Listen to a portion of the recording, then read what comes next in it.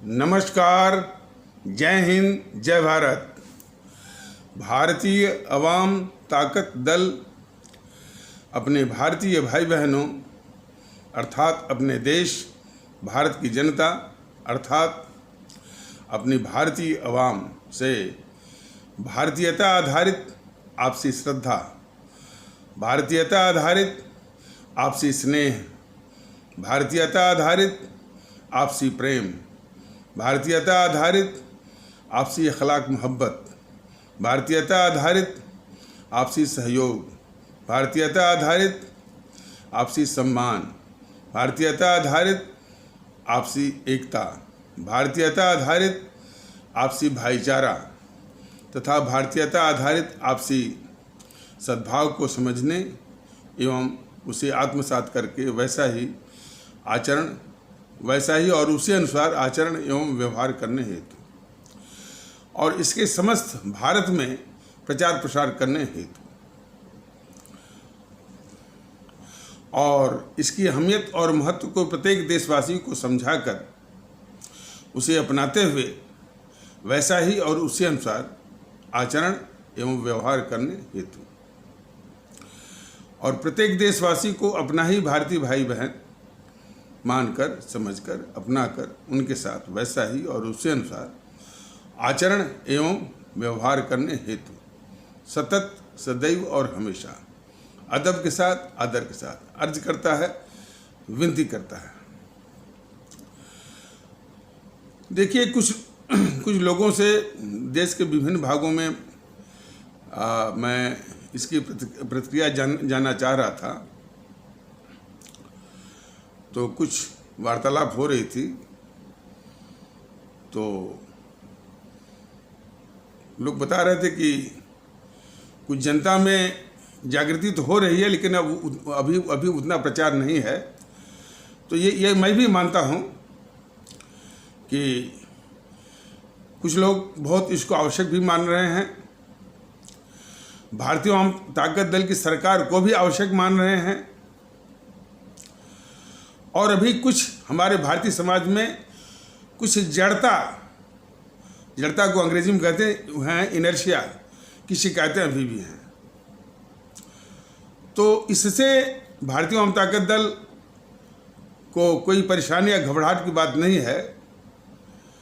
बहुत पहले यानी इस क्षेत्र में आने के बहुत 10-15 साल पहले जब इस तरह की बात मैं करता था तो कहते थे कि अरे यदि आप जातिवाद ही खत्म कर दें तब भी देश में बहुत कल्याण हो जाएगा।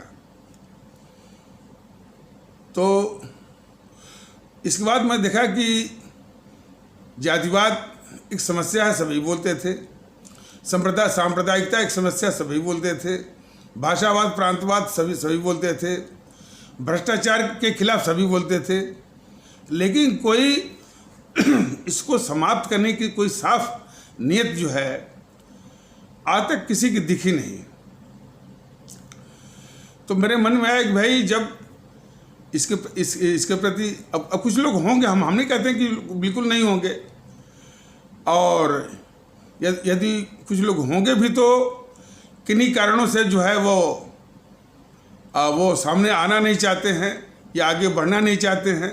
कोई बात तो होगी ना। तो मेरे मन में आया कि भाई कि ये सारी बुराइयां जो है एक दूसरे से गुथी हुई हैं और ये समाज को जकड़ी हुई हैं, और उसमें जो इन समस्याओं में या समस्याओं की आग में जो घी का काम कर रहा है, तो इन सरकारों ने हमारी आवाम को और हमारे आदरणीय भारतीय भाई बहनों को व्यक्तिगत स्वार्थी बनने के लिए भी मजबूर कर दिया है। तो जब व्यवस्था चरमराई रहती है और व्यवस्थाओं के द्वारा सेवा की मारामारी रहती है, तो व्यक्तिगत स्वार्थ का बाजार भी गर्म हो जाता है। ये उसका एक स्वाभाविक माने प्रतिफल है, नतीजा है, आउटकम है। तो इस जीएनपीसी जो कि 60-70 सालों तक सत्ता पर काबिज रही, और तो नुकसान किया ही, हमारे भारतीय भाई बहनों को व्यक्तिगत स्वार्थी बनने पर भी मजबूर इसलिए कर दिया कि जो सेवा के नाम पर जो डिलीवरी सिस्टम रही वो लगभग चरमराई सी। तो यह जो है ये आपके जातिवाद, सांप्रदायिकता, भाषावाद, प्रांतवाद और भी जो क्षेत्रवाद, समूहवाद और व्यक्तिगत महत्वाकांक्षा की जो ये समस्या की जो आग है, इसमें व्यक्तिगत स्वार्थ जो है और यानी इस आग को बढ़ाने वाला वो घी का काम करता है। और देखा गया कि जो बहुत घोर किस्म का, घटिया किस्म का व्यक्तिगत स्वार्थी है और यदि वो तिकड़मी है और भी चीज़ों से है, तो इसी परिवेश में वो कामयाबी के कई पायदान जो है वो चढ़ जाता है। और ईमानदारी और परिश्रम करने वाले कि इसी माहौल में किसी न किसी मोड़ पर उसके जज्बातों की और उसके हौसले की हत्या हो जाती है। ये अक्सर देखा गया। तो हमने ये सोचा कि भाई ठीक है, परिस्थितियां उलाक विपरीत हों, लेकिन हमारे तमाम महापुरुष रहे हैं विपरीत परिस्थितियों में भी कुछ कर दिखाने का उन्होंने त्याग बलिदान दिया, अपने प्राण दिए हैं। तो यदि उन्होंने ऐसा किया है तो हमारा सभी का फर्ज बनता है कि जो काम वो छोड़ के गए हैं उन्हीं कामों को आगे बढ़ाया जाए। तो सर्वप्रथम तो जो हमारे उन अमर शहीद, जो हमारे आदरणीय सुभाष चंद्र बोस, आदरणीय राष्ट्रभक्त शिरोमणि नेताजी सुभाष चंद्र बोस, शहीद आजम भगत सिंह, अमर शहीद चंद्रशेखर आज़ाद, अमर शहीद अशफाकुल्ला, अमर शहीद खुदीराम बोस, अमर शहीद सुब्रमण्यम भारती, अमर शहीद श्रीमती रानी लक्ष्मीबाई, अमर शहीद श्रीमती रानी चंद्रमा, अमर शहीद श्रीमती रानी गड्डू इत्यादि की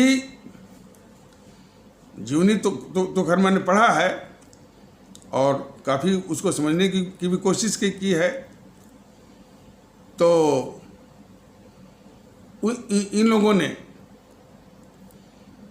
अपने प्राण सहित और भी सहर्ष खुशी खुशी फांसी के फंदे को भी चूमा, अपने प्राणों की आहुति दी और सर्वोच्च भारत माता की बल वेदी पर न्यौछावर भी कर दिया और आज़ादी भी उन अंग्रेज़ों को भगाकर हासिल की इस देश को और हमारे आपके लिए। लेकिन उन्हीं अमर शहीदों में एक सबसे प्रमुख थे शहीद आजम भगत सिंह, जो कि 24 वर्ष की अवस्था में उनको फांसी लगी थी और वो धार्मिक या पांथिक प्रपंचों से दूर रखने के लिए वो नास्तिक बन गए थे और उन्होंने एक किताब लिखी थी कि मैं नास्तिक क्यों बना, अंग्रेजी में, हालांकि उन्होंने अंग्रेजी में लिखा था व्हाई आई एम एथिस्ट, यानी मैं नास्तिक क्यों बना, मैं नास्तिक क्यों हूँ। तो उनका जो विश्लेषण था, नज़रिया था कि बाहर से आए हुए सफ़ेद अंग्रेज़ों से ज़्यादा खतरनाक इस देश के अंग्रेज हैं, काले अंग्रेज। तो उनका ये कहना था कि हम वो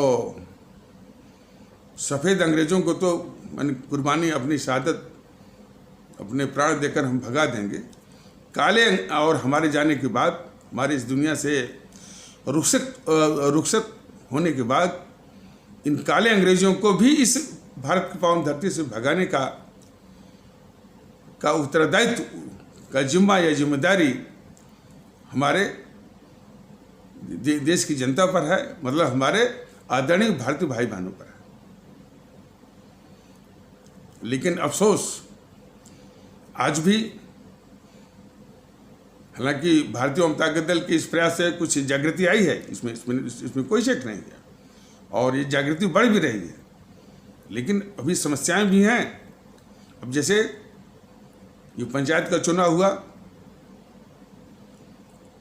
खास करके प्रधानी के इलेक्शन में, किस तरह हमारे ये भारतीय भाई बहन अपना ज़मीर, अपना ईमान को गिरवी रख करके, बेच करके, मांस पर, मदिरा पर, पैसे पर, अपने ज़मीरी नहीं बल्कि अपने जो मताधिकार जो कि अमोघ अस्त्र है, जिसको हमारे परम विद्वान और परम राष्ट्रभक्त डॉक्टर राजेंद्र प्रसाद और उस प्रकार परम विद्वान और परम राष्ट्रभक्त बाबा साहब अम्बेडकर जैसे आदि महापुरुषों ने 3.25 साल से अधिक अथक परिश्रम करके भारत के संविधान बना करके उस संविधान के तहत एक मताधिकार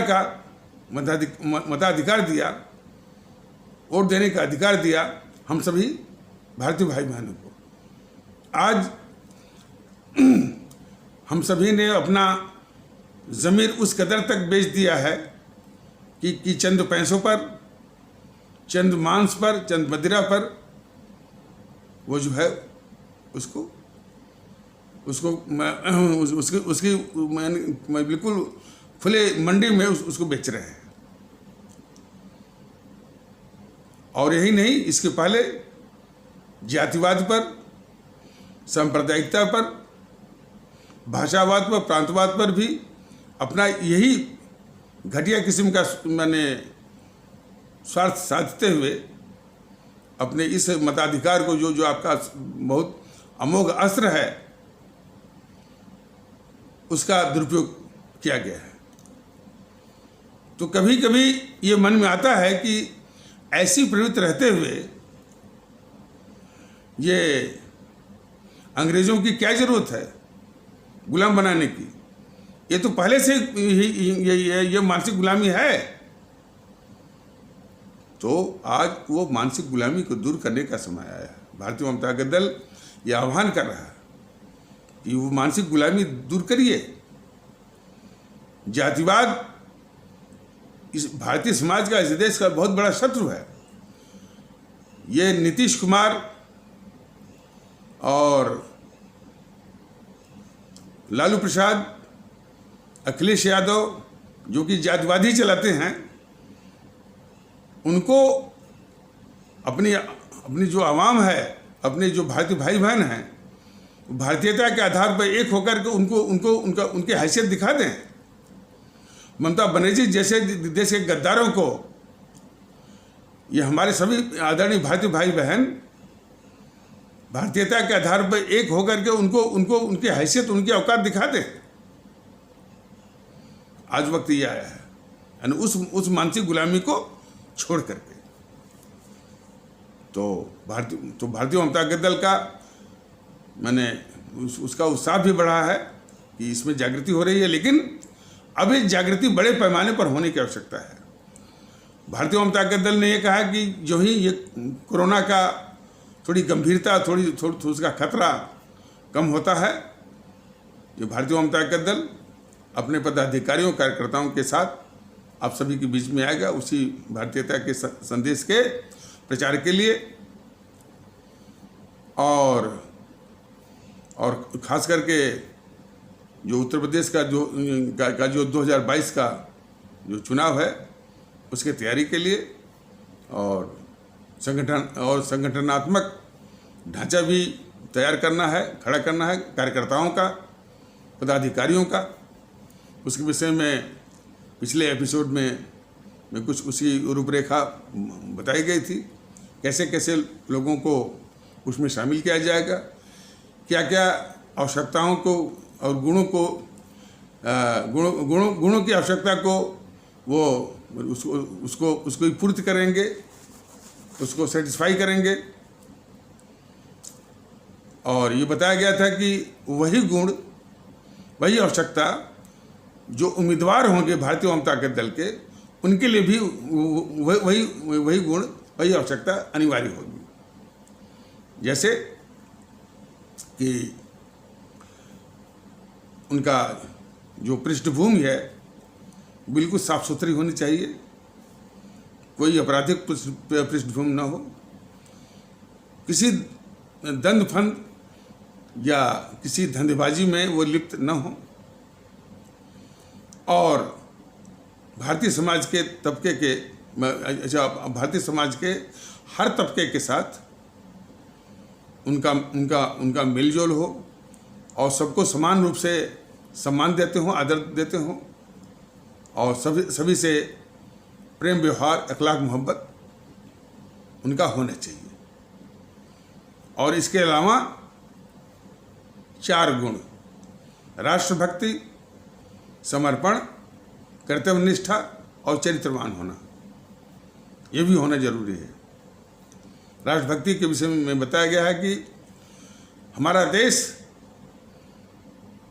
जो है हमारे लिए और सभी भारतीयों के लिए ये सबसे ऊपर है, सबसे सर्वोच्च है, इसके बराबर और इससे बड़ा कुछ भी नहीं है।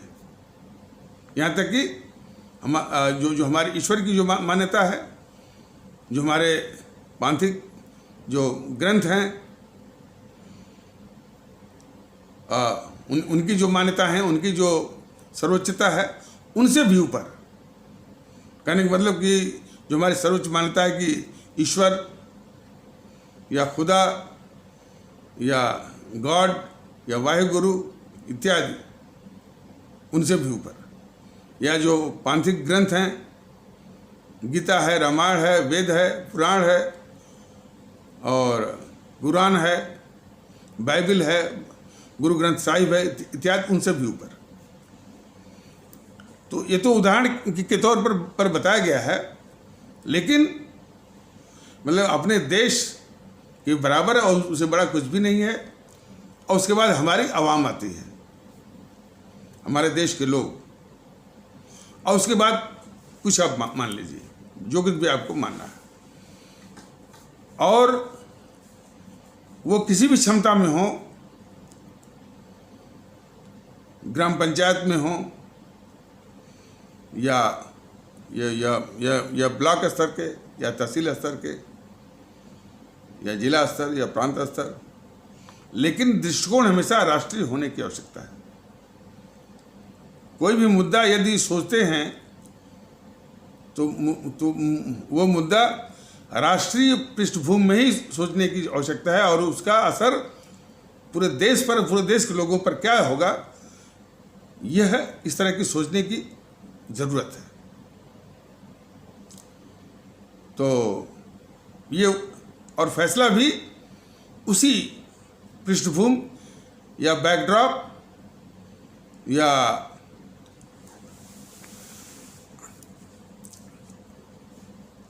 उसी बैकग्राउंड में करने की आवश्यकता है कि उसका असर हमारे पूरे देश के लोगों पर, पूरे देश पर असर क्या होगा, वो किसी भी क्षमता में हो। और हमारे जो ऐतिहासिक गौरव हैं, ऐतिहासिक धरोहर है, ऐतिहासिक स्मारक हैं हमारे देश में, वो गिनाने की बार बार आवश्यकता नहीं है, या जब होगा तो गिना दिया जाएगा। सब पर जो है बिल्कुल वो गौरवान्वित होना, और ये चीज़ बराबर स्मरण कराई गई है कि जब इतिहास की बात हो तो उन सभी का इतिहास, जो लोग यहाँ पर आए, बस गए, इसी में खप गए, इसी मिट्टी से पैदा हुए और इसी मिट्टी में वो दफन हो गए, उस सभी का इतिहास हमारे लिए गौरवपूर्ण है। उन शरारती तत्वों से, उन कट्टरवादी तत्वों की सोच से सावधान रहने की आवश्यकता है, जो कि उस इतिहास में भी फर्क या भेद विभेद करने की कोशिश करते हैं, और किसी को आक्रांता, किसी को बाहरी, किसी को इन सब। तो ऐसे दृष्टिकोण, विचारों से भी सावधान रहने की, नहीं बल्कि उसको कुचलने की आवश्यकता है। तो जब इतिहास की बात आती है और ऐतिहासिक गौरव की बात आती है, और उसको कई बार गिना भी गया है। और हमारे और उनके स्मारक भी, उनके जो है जो जितने मॉन्यूमेंट्स हैं, ताजमहल है, लाल किला है, और भी हैं, तमाम मंदिर हैं। तो और फिर उनके इतिहास में उनके योगदान को भी, उनके योगदान पर भी गौरवान्वित होना है, अभिमान करना है, स्वाभिमान करना है। अब जैसे कि अब इतने प्रतापी अशोक थे और चंद्रगुप्त मौर्य थे और गुप्त काल में भी थे, तो शेरशाह सूरी भी ने भी जो आवाम की भलाई के लिए जीटी रोड बनवाई, उसके किनारे किनारे पेड़ लगवाए, उनके किनारे किनारे अपने यात्रियों के लिए, मुसाफिरों के लिए जो सराएं बनवाई, और भी वो कल्याणकारी जो काम किए, तो वो भी, और उनके कार्य भी उतने सामान्य नहीं है। ये एक उदाहरण दिया गया। तो इस प्रकार उसका विचार होना चाहिए। और हमारे जो प्राकृतिक जो हमारी संपदा है, हमारी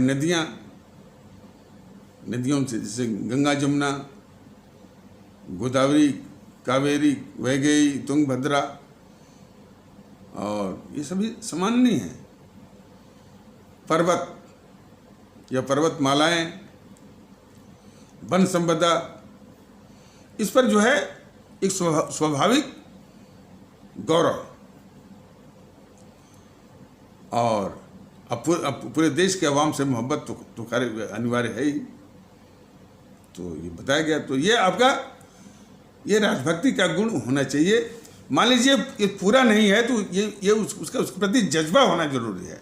बाकी गुण तो जब वो लोग भारतीय जनता दल के संपर्क में आएंगे तो ये उनमें कल्टीवेट करके, इनकलकेट करके, यानी ये चीज़ें उनमें डाल करके वो जो है वो गुण जो है ला दिए जाएंगे। तो ये राजभक्ति का रहा। दूसरा है समर्पण। समर्पण से मतलब है ये गुण बहुत जरूरी है कि कोई काम उसको मिले तो वो दिखाने के लिए नहीं, दिखावे के लिए नहीं।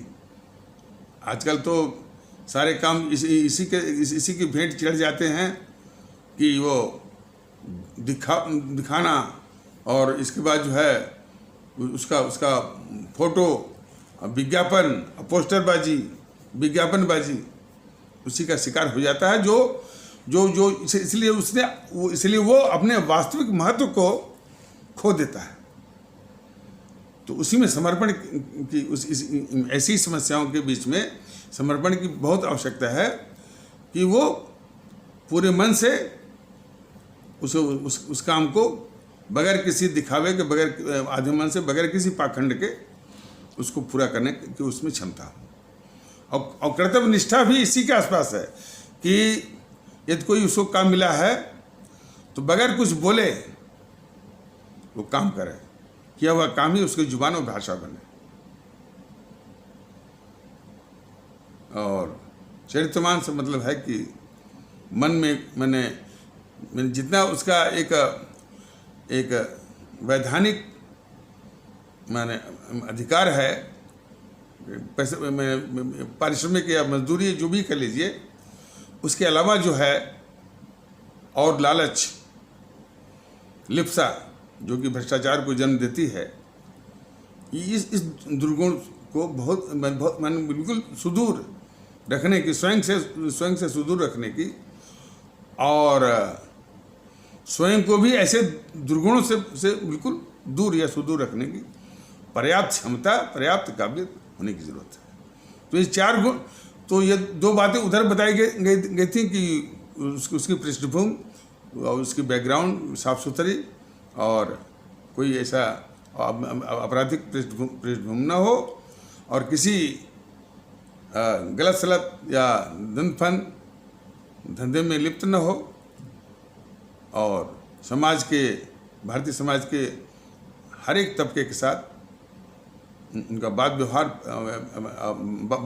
प्रेम व्यवहार, इखलाक मोहब्बत और सबको समान रूप से सम्मान देने की उसकी क्षमता और आदत हो। और ये 4 गुण, तो ये 4 गुण वाले ही जो है भारतीय ओम ताकत दल के उम्मीदवार होंगे ये 2022 के चुनाव में भी और आगे भी सभी। और 2 चीज़ें और उसमें स्पष्ट कर देना जरूरी है कि जो भी उम्मीदवार बनना चाहेंगे हमारे भारतीय ओम ताकत दल के टिकट पर, तो टिकट का कोई पैसा नहीं है। लोग टिकट बेचते हैं ना, ये इसकी भी बड़ी शिकायतें आ रही हैं। मायावती की तो शिकायत आती है कि वो यानी करोड़ों में बेचती है वो, और लोग भी करते होंगे। और टिकट बेचने का ये भी एक बहुत बड़ी बुराई है। कुछ लोग कहते हैं कि भाई आपकी पार्टी तो लोकप्रिय है ही नहीं, तो जो आप में औकात नहीं है वो धंधा करने की।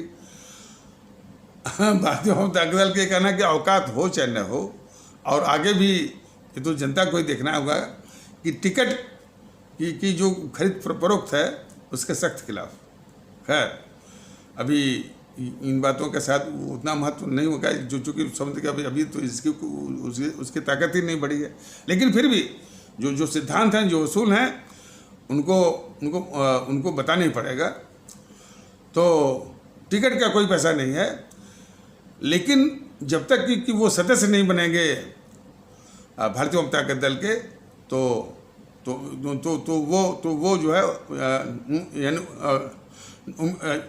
इसके भारतीय ओम ताकत दल के उम्मीदवार जो है वो कैसे बन सकते हैं। तो सदस्यता की शुल्क जो है ऐसे मैंने विधानसभा चुनाव के लिए जो है वो उम्मीदवारों की सदस्यता शुल्क जो है संगठन ने, भारतीय ओम ताकत दल के संगठन ने मात्र 11,000 रुपये रखा है। ठीक है, और इसके अलावा 1 पैसा भी आपको संगठन को नहीं देना है, और संगठन भी आपको 1 पैसा नहीं देगा। कुछ लोग ऐसे भी आते हैं कि साहब हम आपकी पार्टी से तो लड़ना चाहते हैं, लेकिन संगठन हमको 10 लाख रुपया दे। तो ना तो संगठन आपको पैसा देगा, ना तो संगठन को आपको पैसा देना है। आपका जो संसाधन है स्वयं का, जो भी आपके पास साइकिल है, 2 पहिया है, 4 पहिया है, आपके जो समर्थक लोग हैं, जो चाहने वाले हैं, और उनके पास भी जो भी माने साधन है, साइकिल है, कुछ लोग पैदल ही करते हैं, और 2 पहिया 4 पहिया वो करें, और कम से कम खर्चे में। और भारतीय ओम ताकत दल भी अपने पदाधिकारियों, कार्यकर्ताओं, और वो भी अपने खुद के जो वाहनों से 2 पहिया 4 पहिया से वो प्रचार करेगा। आपके मैंने जो है उन उम्मीदवारों के लिए, और पूरा परिश्रम करेगा, जी जान लगा देगा जितवाने के लिए। यह है। और जैसा कि बताया गया कि सफल होने पर और एमएलए बनने पर, विधायक बनने पर, तो जो वेतन है विधायक का, जो भत्ते हैं, जो कि नियमतः यानी एडमिसिबल है, उसके अलावा कुछ और करने की, हाथ पांव बांधने की, भ्रष्टाचार करने की बिल्कुल इजाज़त नहीं है। ये सोचने के बाद ही जो है भारतीय ओम ताकत दल के यानी वो उम्मीदवारी के लिए वो आवेदन दे सकते हैं। तो ये थोड़ा बताने इसलिए आवश्यक है कि इससे वो एक अनावश्यक जो समय की जो बर्बादी है वो बच जाएगी। कुछ अपने भारतीय भाई बहनों की सेवा की भी बात पिछले कुछ माने कथानकों में, एपिसोडों में बताया गया था कि एक तो सेवा देने का, शासन प्रशासन चलाने का जो सिद्धांत बताया गया था, बारी बराबरी। बारी बराबरी से मतलब है कि सब लोग बराबर हैं और आपका काम बारी से ही होगा, आपके टर्न पर ही होगा। वो टर्न टूटेगा नहीं कि कोई बीच में रसूख वाला आ गया, मंत्री की सिफारिश और या नेता की सिफारिश, मुख्यमंत्री या प्रधानमंत्री की सिफारिश, राष्ट्रपति की सिफारिश लेके आ गया तो उसका काम सबसे पहले और बाकी लोग जो है वो बेचारे जो है देखते रह जाएं, ऐसा नहीं होगा। वो बारी ये रसूख के आधार पर टूटेगी नहीं और वो प्राथमिकता, वो प्रायोरिटी आपको मिल नहीं सकती। हाँ, कुछ ऐसी आकस्मिक या आपातकालीन यदि स्थिति है कि जैसे कि कोई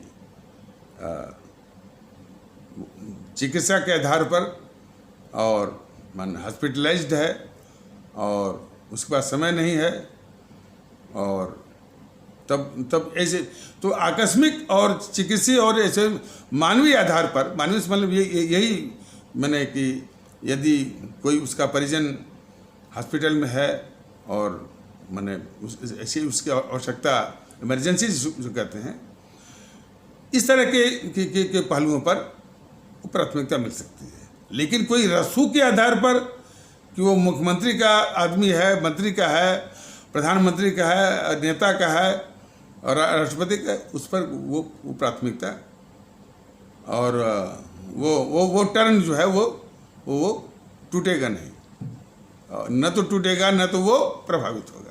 तो ये एक जो है मोटा मोटी बारी और बराबरी का सिद्धांत है, ये वसूल रहेगा भारतीय वाम ताकत दल के सेवा का। बाकी तो खैर मौके पर न्याय और जो हमारे जो कर्मचारी हैं, अधिकारी हैं, उनमें जो जो 2-3 रोग है, एक रोग है ये हरामखोरी का, भ्रष्टाचार का और पक्षपात का, इन तीनों से मुक्त करेगा वो जो है कर्मचारी वर्ग को। लेकिन इसमें हमारी आवाम के भी सहयोग की बहुत आवश्यकता होनी चाहिए, इसलिए कि कुछ ऐसे तत्व हैं जो कि वो खुद अपना काम कराने के लिए पैसे यानी रिश्वत देने के लिए जो है वो उनको प्रेरित के उनको गलत उकसाते हैं पैसे के बल पर। तो ये भी प्रवृत्ति छोड़नी पड़ेगी और जब भ्रष्टाचार या हरामखोरी वो उन्मूलन का कोशिश चलेगी, अभियान चलेगा और यदि उसमें कोई तत्व भी पाया गया तो जितनी सजा उन कर्मचारी अधिकारी को मिलेगी वही सजा जो है उन तत्वों को भी मिलेगी। तो इसलिए आवाम का भी सहयोग जो है जो कि सरकारी कर्मचारियों अधिकारियों में ये एक तो है हरामखोरी का और दूसरा जो है वो हरामखोरी माने वो सीट पर नहीं मिलेंगे, समय पर नहीं आते हैं, और फिर भ्रष्टाचार है और पक्षपात, इन तीनों से मुक्त होकर के शुद्धता जो है एक राष्ट्रीय भावना से और एक भारतीय भावना से सेवा करना, वो निष्पक्ष होकर के और उसी जज्बे के साथ कि ये सभी हमारे अपने ही भारतीय भाई बहन हैं और उनको सेवा देना हमारा एक राष्ट्रीय भारतीय कर्तव्य है। इसी भावना और ये भावना को डालने की जरूरत है, लेकिन वह 1-2 दिन में संभव नहीं होगा, कुछ वर्ष लगेंगे। तो थोड़े से धैर्य की आवश्यकता है और परसिवरेंस की आवश्यकता है और इंडोरेंस, ये 2 शब्द अंग्रेजी के हैं, उसका मतलब होता है कि बराबर इसमें लगे रहने की आवश्यकता है और धैर्य के साथ। तो ये समस्या, ये बुराई जो है जा सकती है और हमारे सभी आदरणीय भारतीय भाई बहनों को उसी आधार उसी भावना में सेवा उनको मिलेगी। और आर्थिक प्रगति के लिए जो उनकी खेती बाड़ी है, तो बात कभी होती कॉन्ट्रैक्ट फार्मिंग यानी अनुबंध पर खेती।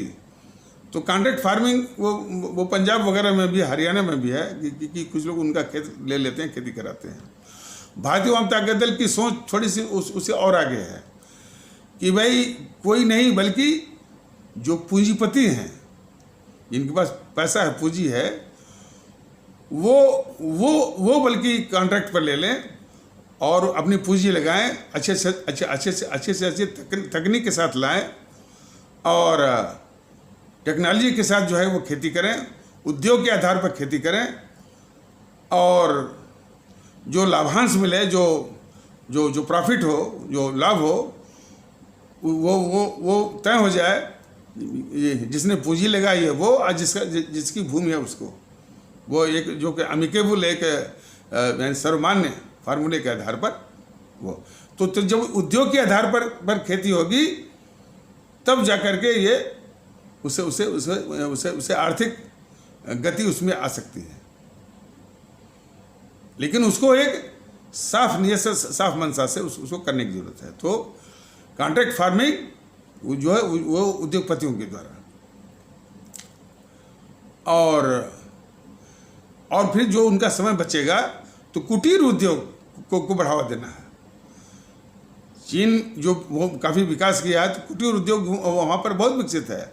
घरों में, कुटीरों में वो सामान बनाए जाते हैं जो कि अंतर्राष्ट्रीय बाजार में वो बिकते हैं।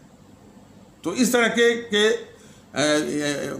तरह से जो है वो प्रशिक्षण दे करके, प्रोत्साहन दे करके, सहायता दे करके कुटीर उद्योग का विकास करना है, ताकि जो भी आलतू फालतू का जो समय है हमारे माने जो गांव गिराज के किसान भारतीय भाई बहनों के जो समय है उसका सदुपयोग भी और दो चार पैसे जिससे उसे उनको मिलेंगे, कुछ और भी मतलब कि आर्थिक विकास होगा और पैसे मिलेंगे तो उनके चेहरे पर खुशी आएगी। तो ये दो पहलू छूट गया था। एक तो कॉन्ट्रैक्ट फार्मिंग जो है वो पूंजीपतियों के द्वारा, और कुटीर उद्योग को इस तरह से विकसित करना कि उसका तैयार किया हुआ माल जो है या उसका जो फिनिश्ड प्रोडक्ट है वो अंतर्राष्ट्रीय बाजार में वो को कम्पीट करता हुआ हो, उसमें वहाँ भी वो प्रतिस्पर्धा करता हुआ, यानी वो वहाँ पर भी सेलेबल हो और बिकने योग्य हो। तो इससे हमारे गांव गिराज के लोगों पर के चेहरे पर खुशी आ सकती है, वरना तो समस्याएं बहुत ज़्यादा हैं। बताया गया था मुकदमेबाजी फलाने तो तमाम है। तो ये मोटा मोटी एक उसकी रूपरेखा बताई गई। अब जो ये राजनीतिक और चुनाव स्तर पर जो गंभीरता अभी बनी हुई है, तो ये जो बात हो रही थी कुछ उत्तर प्रदेश के कुछ जिलों के या कुछ गांव से, तो लोग बता रहे थे कि जो गांव की जो सड़कें हैं, अब ये योगी महोदय जब मुख्यमंत्री बने थे 2017 में, तो बोले थे कि 6 महीने में सभी सड़कें गड्ढा मुक्त हो जाएंगी। लोग बता रहे हैं कि फिर से वो गड्ढे हो गए। और इधर जब से पंचायत चुना हुआ है तब से ये योगी सरकार जो है पूरा पंग दिखाई देती है। उसका इंटरेस्ट ही खत्म हो गया, यानी कुछ काम करने का। ये अक्सर वो उन सरकारों में होता है। वो देखने कि जब यूपीए सरकार काफ़ी वो भ्रष्टाचार में लिप्त हो गई थी और जनता का आक्रोश भी बढ़ गया था, ये लगभग ये इस तरह का भावना आ गई थी जनता में कि इसको हराना है। वो भी मान बैठे थे कि हम हार जाएंगे और हमको हारना ही है। तो वो काम करना ही उसने बंद कर दिया था। तो कुछ इसी तरह की हीनता या डिप्रेशन जो है, इस जो योगी सरकार है, जो बीजेपी की सरकार है उत्तर प्रदेश में, वही डिप्रेशन जो है इसमें है। यानी ये काम करना ही छोड़ दिया इसने कि जब हमको हारना ही है तो क्या करें, कौन सा काम करें। तो इसलिए लोग बता रहे हैं कि अब वो गांव की जो सड़कें हैं उनमें तमाम उनकी हालत ख़राब है, तमाम गड्ढे आपको मिलते हैं। ये इस तरह की रिपोर्टें आ रही हैं। तो और क्षेत्रों में भी लोग बताते हैं कि भाई कि जमीन पर कोई बहुत बड़ी राहत नहीं आई। ये सिर्फ योगी महोदय जाकर के वो सिर्फ अयोध्या में 1000 दीपक जलाएंगे, कांवड़िया के ऊपर जो है वो हेलीकॉप्टर से फूल बरसाएंगे। तो यह इससे ये प्रदेश का शासन वो चलता नहीं है। प्रदेश के शासन के लिए एक तो वो जो है निष्पक्षता, और कम से कम जो संवैधानिक पद पर बैठा हो वो उसको कदाप नहीं कहना कि हम हिंदू हैं, हम या मुस्लिम हैं। उसको हमेशा बोलना पड़ेगा कि हम एक जो है वो भारतीय हैं और अपने भारतीयों की खिदमत कर रहे हैं। लेकिन ये तो बहुत बेहया किस्म का है। ये वो आदित्य योगीनाथ वो कहता है कि हम हिंदू हैं और वो मुख्यमंत्री पर भी के पद पर भी बैठा हुआ है। और मोदी महोदय जो प्रधानमंत्री हैं, जो कि प्रधानमंत्री हैं, इसको बर्खास्त भी नहीं कर रहे हैं। तो खैर मोदी महोदय तो इतने कायर किस्म के हैं, इतने निकम्मा और अराजक प्रधानमंत्री हैं कि जो इसमें देश की दुश्मन, भारतीय समाज की दुश्मन जो माने जो मुख्यमंत्री हैं, जैसे ममता बनर्जी हुआ, स्टालिन हुआ, विजयन हुआ, जो कि सीधे जो है माने भारतीय समाज के सिद्धांतों को उसकी हत्या कर रही है। ये तांडव चल रहा है। ये तांडव जो है मोदी महोदय के प्रधानमंत्रित्व काल में चल रहा है।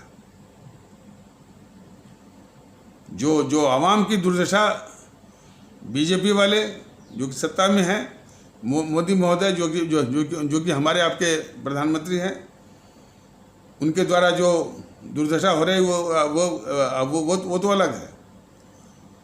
और खास करके जो जीएनपीसी, गांधी नेहरू परिवार चांडाल चौकड़ी काकस की सरकारें हैं, ये देश को तो बदनाम कर रही हैं। देश को देश अपने देश भारत को नीचा सब दिखा रहे हैं, स्वयं भी और अपने चाटुकार मीडिया के द्वारा, जिसको ये रविश कुमार बोलता है गोदी मीडिया, फलानी मीडिया। तो जो भी आप कह लीजिए चाटुकार मीडिया, वो चाटुकारी नहीं बल्कि इस देश का और भारतीय समाज का वो शत्रु है।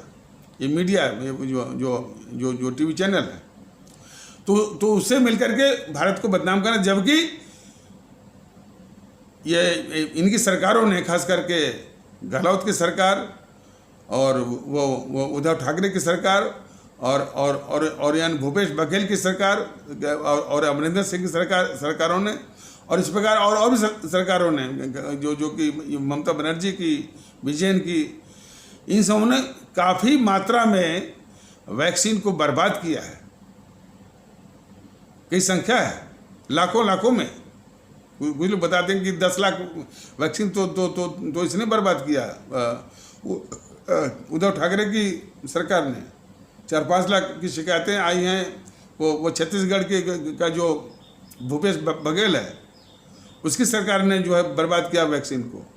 गहलोत की सरकार ने जो है वो 4-5 लाख, ममता बनर्जी की सरकार ने वो 4-5 लाख, और वही संख्या जो है विजयन जो केरल का है, उसकी सरकार ने वैक्सीन को बर्बाद। और वही हाल जो है जो अमरिंदर सिंह है, ये मुख्यमंत्री यहाँ का, तो ये वैक्सीन को बर्बाद भी कर रहे हैं, भारत को बदनाम भी कर रहे हैं, और अपने पक्ष में जो है सिर्फ सत्ता वापसी के लिए जो है वो इस जीएनपीसी, जो इस देश की सबसे बड़ी अभिशाप है, उसके लिए सत्ता वापसी के माहौल बनाने की कोशिश कर रहे हैं। बस यही धंधा। और लोगों की, हमारे भारतीय भाई बहनों की लाशों पर। तो ये सोचने की जरूरत है कि ये कितने खतरनाक हैं। और ये अभी कुछ तबकों में पहचाना बाकी है। पंजाब में रहने वाले हमारे आदरणीय भारतीय भाई बहन इस जीएनपीसी को, कांग्रेस को, जीएनपीसी माने गांधी नेहरू परिवार चांडाल चौकड़ी कांग्रेस को भारत का सबसे बड़ा शत्रु समझें, और खास करके उसके विश्वासघात और धोखे को इसी रूप में समझें कि जो जेएनपीसी और उसके चाटुकार जो है इतिहासकार और बौद्धिक वर्ग या मीडिया भगत सिंह को जो है वो आतंकवादी के रूप में पेश करता है, और जिस भगत सिंह को और जिस शहीद आजम भगत सिंह को पूरा देश माने शहादत और कुर्बानी और देशभक्ति के मामले में सबसे ऊपर बिठाता है अपने जहन में, दिलों में, उसको ये जेएनपीसी आतंकवादी के रूप में पेश करवाती है। और उसी को हमारे पंजाब के आदरणीय भारतीय भाई बहन जो है वो उसी जेएनपीसी को वोट कर रहे हैं, और वहाँ से छूटेंगे तो फिर जो है अकालियों की झोली में गिरेंगे। तो इसीलिए भारतीय जनता का दल वहाँ भी जाएगा और किसी की झोली में नहीं जाना है। सर्वप्रथम तो जो है हमारे पंजाब में रहने वाले भारतीय भाई बहन और भारतीय भाई बहनों की तरह अपने को भारतीय पहले समझें। वो अपने को सरदार, सिख और पंजाबी न समझें, वो सिर्फ भारतीय हैं। और यही जज्बा हमारे शहीद आजम भगत सिंह के साथ जो है आदरणीय परम आदरणीय राष्ट्रभक्त श्रोमणी नेताजी सुभाष चंद्र बोस से लेकर के जितने भी अमर शहीदों ने अपनी कुर्बानी देकर के यही सिखाया है। न तो हम पंजाबी हैं, न तो हम सिख हैं, न तो हम सरदार हैं, हम सिर्फ भारतीय हैं। और वही चीज़ अन्य क्षेत्रों में, बंगाल में रहने वाले भारतीय भाई बहन, तमिलनाडु में रहने वाले भारतीय भाई बहन, केरल में रहने वाले भारतीय भाई बहन, सबको ये समझने की आवश्यकता है। भारतीयता का एहसास हो, भारतीय एकता हो, भारतीय भाईचारा हो, भारतीय सद्भाव हो, और उसके आधार उसके जज्बे पर तब आप देखेंगे कि ये जितने भी ये पार्टियां हैं वास्तव में ये भारत विरोधी ताकतें हैं। तो जैसा कि पिछले एपिसोड में बताया गया है, इन सारी भारत विरोधी, देखिए इसका दुखड़ा तो तब और बढ़ जाता है कि इन भारत विरोधी ताकतों को ये बीजेपी कहती है कि ये भारत विरोधी नहीं है। ये सबसे बड़ी गद्दारी है बीजेपी की। इन सारी भारत विरोधी ताकतों को कहती है भारत विरोधी नहीं है, ये सिर्फ मोदी विरोधी है। और वो भारत विरोधी ताकतें भी इसी की लाइन में, इसी की तरह जो है वो एक कुतर्क गढ़ती हैं कि हम देश के गद्दार नहीं हैं, हम देश विरोधी नहीं हैं, देशद्रोही नहीं हैं। चूंकि हम मोदी विरोधी हैं, मोदी का विरोध करते हैं, इसलिए लोग हमको देशद्रोही के रूप में बदनाम करते हैं। दोनों का तर्क देने का लाइन एक ही है, बीजेपी वालों का और देश के दुश्मनों का भी। तो इस प्रकार वो तर्क देने का, और ये देश के दुश्मनों को किस साजिश और किस सातरण्य ढंग से बचा रही है बीजेपी, और भी अपने को राष्ट्रवादी कहती है। तो आगे आने वाले एपिसोडों में ये बीजेपी जो खतरनाक खेल खेल रही है अपने भारत राष्ट्र के खिलाफ, अपने भारतीय कौम के खिलाफ, इसको सब विस्तार से जो है ये भारतीय जनता का दल बताएगा। ये बहुत जरूरी। तो इन्हीं आवश्यक शब्दों के साथ इस आवश्यक परिचर्चा को यहीं पर विराम दिया जाता है। तब तक के लिए नमस्कार, जय हिंद, जय भारत।